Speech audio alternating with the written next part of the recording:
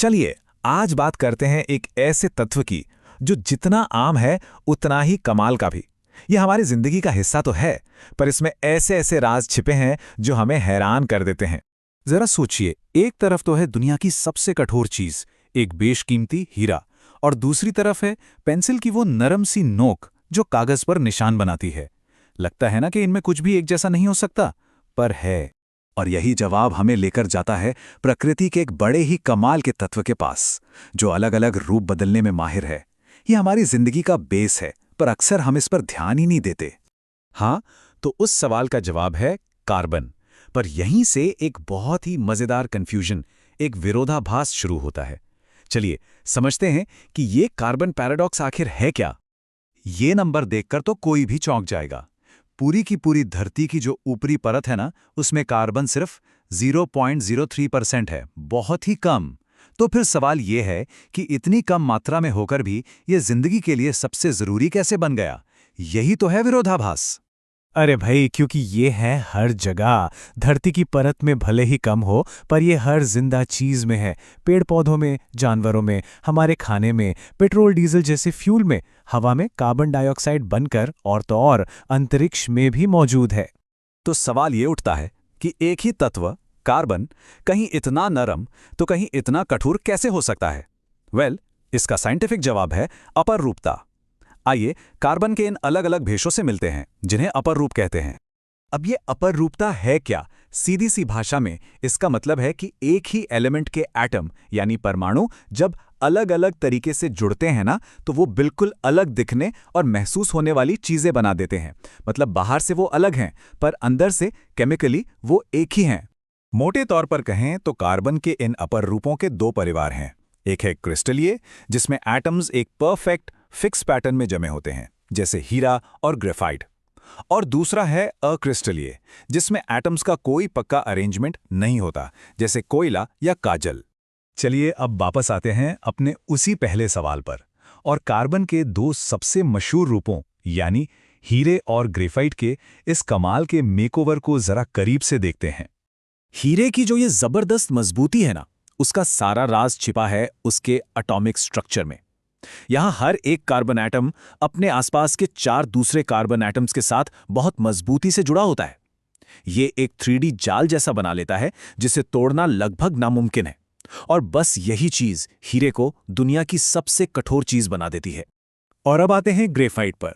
यहां तो कहानी एकदम पलट जाती है। इसमें हर कार्बन एटम सिर्फ 3 दूसरे एटम से जुड़ता है और पतली पतली शीट्स या परतें बनाता है। ये परतें एक दूसरे के ऊपर रखी तो होती हैं, पर उनके बीच का जो बॉन्ड है वो बहुत कमजोर होता है।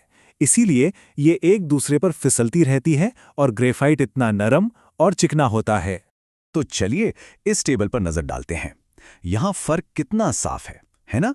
ग्राफाइट अपारदर्शी और काले भूरे रंग का है, तो हीरा पारदर्शी और चमकीला। कठोरता में तो जमीन आसमान का अंतर है। और एक बड़ी ही दिलचस्प बात, ग्राफाइट बिजली का अच्छा कंडक्टर है, जबकि हीरा नहीं है। सोचिए, ये सब कुछ सिर्फ एटम्स के जुड़ने के तरीके का खेल है। और अब सुनिए एक ऐसी बात जो किसी साइंस फिक्शन फिल्म की तरह लगती है, पर है 100% सच। अगर सही कंडीशन दी जाए, मतलब बहुत बहुत ज्यादा प्रेशर और टेम्परेचर, तो ग्रेफाइट के एटम्स को मजबूर किया जा सकता है कि वो हीरे वाले स्ट्रक्चर में बदल जाएं। जी हाँ, एक पेंसिल की नोक से हीरा बनाया जा सकता है। हीरा और ग्रेफाइट तो बस ट्रेलर था। कार्बन के और भी कई दिलचस्प चेहरे हैं जिन्हें हम अपनी रोज की जिंदगी में देखते हैं। ये हैं कार्बन के वो रूप जिनका कोई फिक्स्ड स्ट्रक्चर नहीं होता, जैसे कि चारकोल, जो पानी साफ करने से लेकर ईंधन तक के काम आता है। कोक, जो फैक्ट्रियों में इस्तेमाल होने वाला एक अहम फ्यूल है। और काजल, जिसे स्याही, पेंट और टायरों तक में इस्तेमाल किया जाता है। और ये देखिए, कार्बन का एक बिल्कुल मॉडर्न और फ्यूचरिस्टिक अवतार, फुलरीन। इसकी बनावट देखिए, बिल्कुल एक फुटबॉल जैसी है, जिसमें 60 कार्बन एटम एक दूसरे से जुड़े होते हैं। साइंटिस्ट्स का मानना है कि इसका ये अनोखा स्ट्रक्चर भविष्य की टेक्नोलॉजी में क्रांति ला सकता है। अच्छा, हमने ये तो देख लिया कि कार्बन के कितने अलग अलग रूप हैं, पर यह साबित कैसे करें कि ये सब, मतलब हीरा हो, ग्रेफाइट हो या कोयला, ये सब असल में एक ही चीज यानी कार्बन से बने हैं? इसका एक बहुत ही सिंपल सा टेस्ट है। इसका पूरा आइडिया एक बहुत ही सिंपल सी बात पे टिका है। जब भी आप कार्बन वाली किसी भी चीज को जलाते हैं तो वो हवा की ऑक्सीजन से मिलकर कार्बन डाइऑक्साइड गैस बनाती है और बस हमें इसी गैस को पकड़ना है।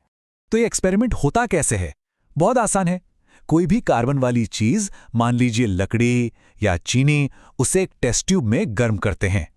उससे जो गैस निकलती है उसे एक पाइप के जरिए दूसरी टेस्ट ट्यूब में ले जाते हैं जिसमें चूने का पानी रखा होता है। और बस यही है वो मैजिक मोमेंट। जैसे ही वो गैस चूने के पानी से गुजरती है, पानी का रंग दूधिया हो जाता है। ये रिएक्शन इस बात का पक्का सबूत है कि जो गैस निकली वो कार्बन डाइऑक्साइड थी। और इसका मतलब ये हुआ कि जिस चीज को हमने जलाया था वो कार्बन से ही बनी थी।